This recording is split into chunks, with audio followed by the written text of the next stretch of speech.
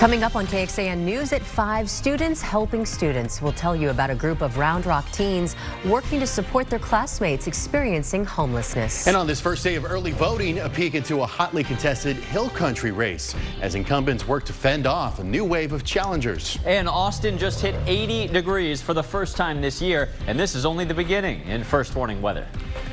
We do start, though, with an update on the Amber Alert you got on your phone last week. After a 5-day search, officials today recovered the body of missing 11-year-old Audrey Cunningham from the Trinity River. Now, this case is now a criminal investigation. Polk County officials say they are issuing a warrant for this man, Don Stephen McDougal, believed to be the last person to have seen Audrey alive. He is in custody on an unrelated felony charge. At this time, we believe the appropriate arrest warrant is going to be for capital murder in the death of Audrey Cunningham. The exact cause of death is still under investigation. Jury selection started today for 2 former Williamson County Sheriff's deputies facing manslaughter charges for the death of a man in their custody. Now, the deputies are accused of acting recklessly by using a stun gun on Javier Ambler during his arrest after a chase that happened through Williamson County and North Austin. Ambler allegedly told the officers that he had a heart condition before the device was deployed.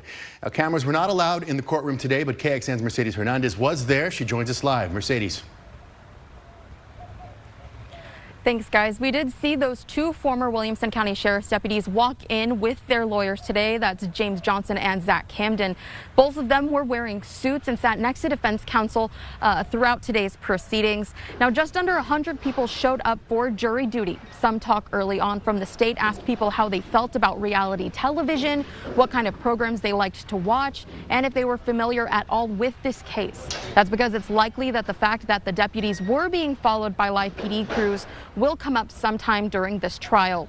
Another huge talking point through this first day of selection was how jurors feel about law enforcement in general and if they would believe law enforcement officials that could be called as potential witnesses. Jurors also looked over a list of those potential witnesses to see if they knew or had a relationship with any of them. Some of the people on that list included former and current employees of the Williamson County Sheriff's Office, doctors, as well as members of Ambler's family. Jury selection is expected to continue tomorrow. All right, thank you very much. And going in depth, as Mercedes mentioned, Ambler's arrest was captured on cameras for the now canceled Live PD reality TV show, though the footage never made it to air. It prompted Texas to pass Javier Ambler's law in 2021, banning Texas law enforcement agencies from working or contracting with reality TV shows. Williamson County State Rep James Tellerico introduced the bill back in 2021, and at the time he told KXAN the arresting officers would not have acted as aggressively if they were not being filmed by a TV crew. We are just days away from the South Carolina Republican primary, with Nikki Haley fighting to stay in the race in her home state. This while both President Biden and former President Trump face growing international criticism. Jay Gray reports. Nikki Haley on the road in her home state 4 days ahead of the critical South Carolina primary and trailing former President Donald Trump by almost 30 points in a new USA Today Suffolk poll, but promising this is not her last stand. I'm not going anywhere. I'm campaigning every day until the last person votes. Former President Trump, the clear GOP frontrunner, landing in South Carolina and looking for a knockout punch this weekend, launching a new campaign ad accusing Haley of flipping on key issues as governor. You got bad information. But Trump faces questions and criticism of his own, with multiple legal issues and opponents blasting his ties to Russian President Vladimir Putin, including comments comparing the sudden death of opposition leader Alexei Navalny to his ongoing legal problems. As President Biden announces new sanctions against Russia. We'll have a major package announced on Friday.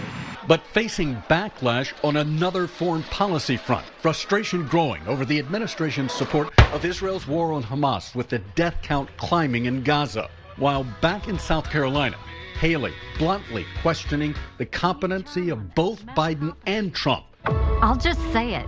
Biden's too old. In this television spot and on the campaign trail. Times change, and so has Trump. He's gotten more unstable and unhinged. The battle for the White House getting a bit muddy ahead of Saturday's primary. Jay Gray, NBC News.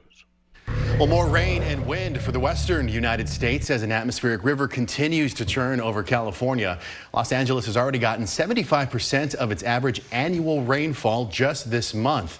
And all that rain is triggering landslides and infrastructure concerns. And David, more rain expected in the coming days? Yeah, incredible out there. Meantime, we're kind of insulated by almost a July weather pattern. We have kind of a wintertime version of the heat ridge over us, leading to weather like this. Check it out. It is a lake day. If you can afford to do so, maybe take off and head out there. 83 degrees right now in Lake Marble Falls. It is well into the 80s in much of the hill country, and Austin just recorded its first 80-degree day in 3 months. It was November 20th when we last hit or exceeded 80 degrees. Right now in Austin, we have dropped slightly to 78, 76 in Giddings. But look at this. West of I-35, it is still 85 in San Saba. We had a few thermometers near Mason in Mason County hit 87 earlier today. This is not only the sunshine and the dry air, but a warm south and southwest wind. Still a bit breezy, over 10 miles per hour area wide. Coming up, we're tracking even windier weather and an extended warm stretch coming. I'll show you how hot we get this week and how long dry weather will stick around. David, thanks very much. It has been about a year since a group of Round Rock ISD students launched a nonprofit to help their peers experiencing homelessness. And now the organization has doubled its efforts to help students and all these families in need. Project Red connects students and families with food, hygiene kits, clothing, and mental health resources. The nonprofit's leaders say they want to boost their volunteer efforts and fundraising. Really want to get deep down into this issue, get it solved for my friend, for his family, for the entire school. So something like that really just drives me, that motivation. It's not only professional, but personal as well.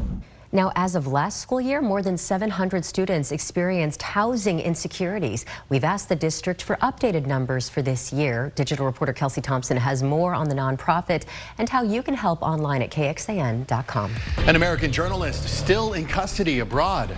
How soon the reporter could be back on U.S. soil. And before you book that trip for spring break, which airline is upping charges for bags? Oh boy, and later we're live from a polling location on this first day of early voting, and we're breaking down a highly contested race in the Hill Country.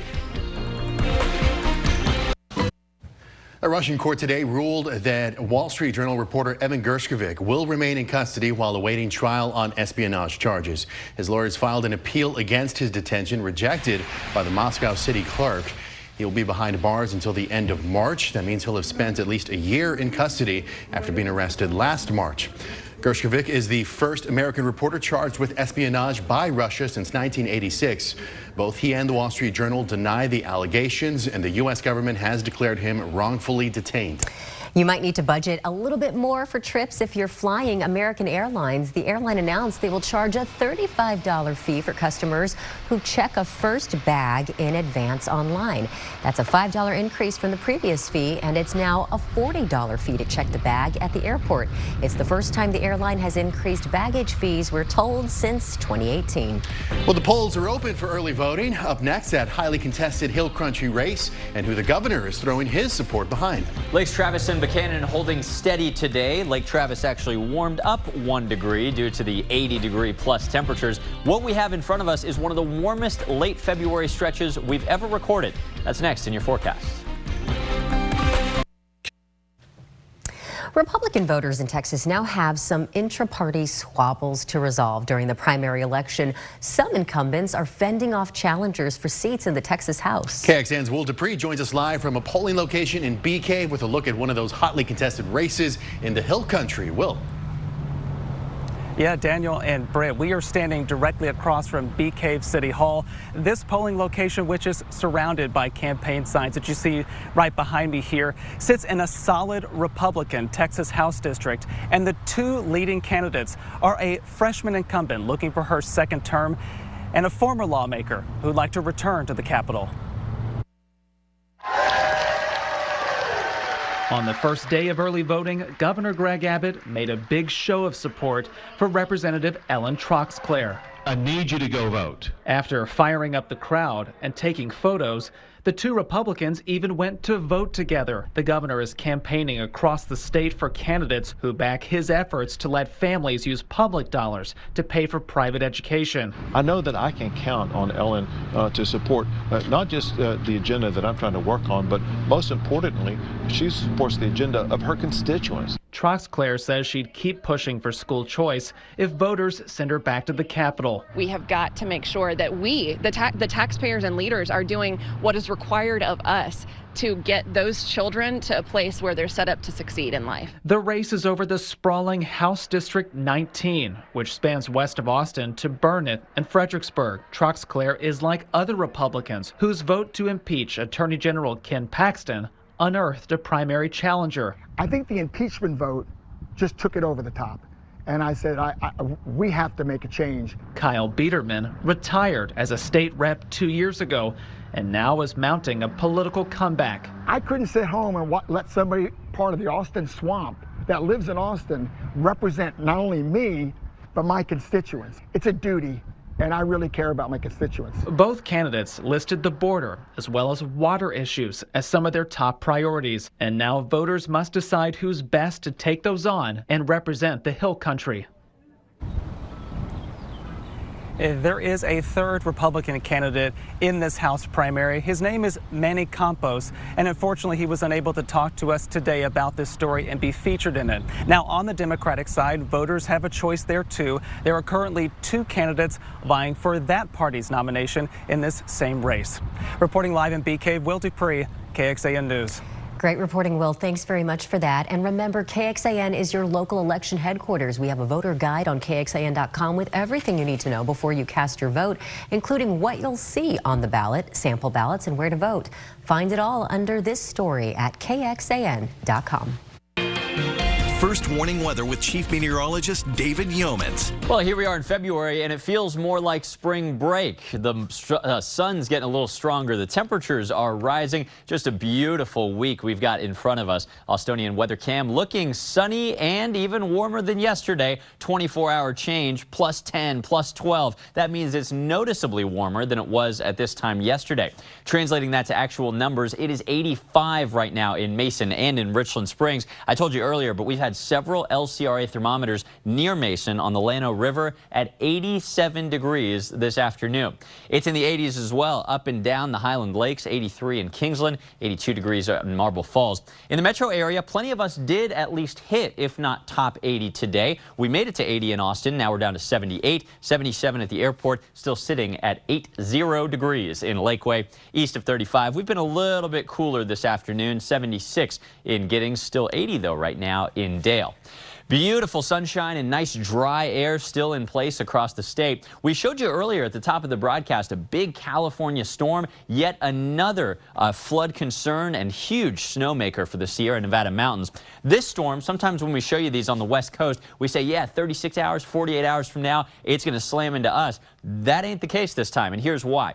Low pressure there, but a fair weather high pressure, kind of like a heat dome that we get in the summer, insulating us from any incoming storms. This means over the next couple of days, this thing tries to head our way, but it just bounces off, deflected by this ridge of high pressure in place. This means not only do we stay dry and warm, as we would if this were over us, but having a storm pass by to the north plays with our wind direction a little bit, and by Wednesday and especially Thursday, as the storm departs, southwest winds locally are going to be feeding into that departing storm. That is a very warm wind for us, so that storm missing us is actually making us even hotter than we would otherwise be.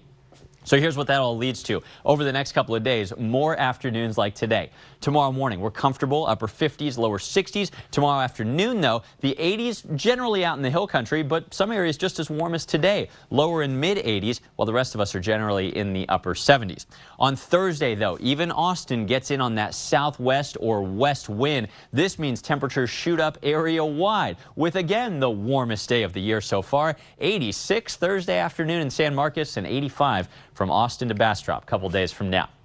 Tonight's forecast, a little bit warmer and a little bit more moisture. That's going to mean more widespread low clouds and fog developing starting around midnight. We wake up at 58. A lot of the day tomorrow is going to be gray, maybe until lunchtime in Austin. After that, though, sunshine comes out, gusty and warm south-southwest winds up to 30 miles an hour. That'll boost temperatures awfully close to 80 degrees in town.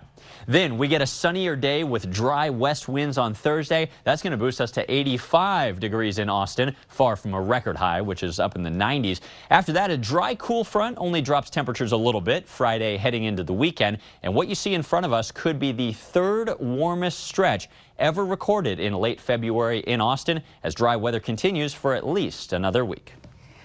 Thanks so much, David. And a historic birth for a North Texas zoo. How vets brought a baby gorilla into the world. Tonight, New Hampshire Governor Chris Sununu joins Chris to talk Nikki Haley's determination in the fight for the GOP presidential nomination. Does she have what it takes to win over voters in this primary and beyond? Tonight on Cuomo, starting at 8 Eastern. And tomorrow, a News Nation exclusive. Because they got word that I was going to be doing another interview with News Nation, so that was their way of trying to intimidate me. Todd Chrisley from Behind Bars. The alleged retaliation for speaking his truth. Banfield tomorrow, only on News Nation. To find News Nation, go to joinnn.com. Well, the Fort Worth Zoo is celebrating their newest arrival, a baby gorilla called Jamila. And her birth is making history. Allie Spilliard spoke with the vets who made it happen. 6 weeks post-birth, Sakani is back on habitat at the Fort Worth Zoo. Just so perfect. Nearby, zookeepers are caring for baby Jamila, who's thriving after being born nearly a month early in historic fashion. Sakani is a 33-year-old gorilla in our troop, and she was pregnant for the 4th time, and she's been an excellent mom before. She's never had any complications, but in early January, the keepers noted she started holding her head, and that can be a sign of a headache in a gorilla. Associate veterinarian Dr. Sarah Canizzo says Sakani was suffering from preeclampsia, a condition that's life-threatening without an emergency C-section.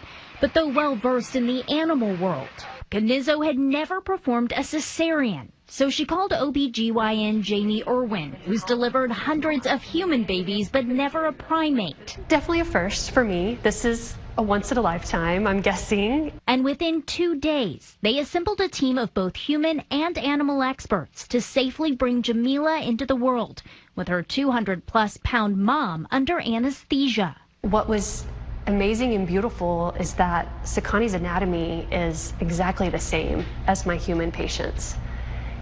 Very few differences. Her pelvis is slightly more narrow than a human pelvis, but the steps of the cesarean were exact. A neonatologist was on site to help zoo staff stabilize the baby and ensure her lungs were strong enough to survive. Oh, such a relief. It was a pins and needles until we knew that she was doing better, and it looked like, she was going to make it. For the first time in the zoo's 115-year history, a C-section was to thank for boosting the gorilla population. It's a huge responsibility. I love it, but it's a huge responsibility. They are critically endangered in the wild, so every birth matters, every birth counts. Without a traditional birth, Canizzo says they fear Sakani didn't develop the right hormones to bond with her baby. Instead, they're working to train fellow new mom Gracie to act as a surrogate. Until then, zookeepers will continue to care for Jamila, whose name in Swahili means beautiful, and is also a nod to Dr. Jamie, who never imagined she'd bring a primate into the world. I think one thing I've learned from this is do what God has gifted you to do, use your skill set, and doors will open where you get to be a part of something miraculous and beautiful and historic. In Fort Worth, Allie Spilliards, NBC5. Oh, that was amazing, huh? Oh my goodness, beautiful baby. Well, coming up tonight on KXAN, we have a new episode of Night Court starting at 7, then it's Extended Family at 7:30, followed by 2 hours of Quantum Leap at 8 o'clock, and then you can join us right here for KXAN News at 10. You can join us an hour earlier for KXAN News at 9 on CW Austin. Here's where to find us over the air or through your television provider.